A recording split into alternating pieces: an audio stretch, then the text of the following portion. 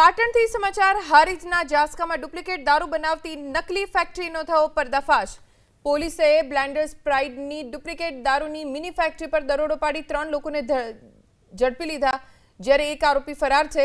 રથયાત્રા પહેલા યોજાયેલા કોમ્બિંગમાં night patrolling વખતે એલસીબીએ બાતમીના આધારે જાસકા ગામની સીમમાં ભરતસિંહ ભીખુજી રાઠોડના ખેતરમાં આવેલી ઓરડીમાં દરોડો પાડ્યો, જ્યાંથી આ કારખાનું મળી આવ્યું છે।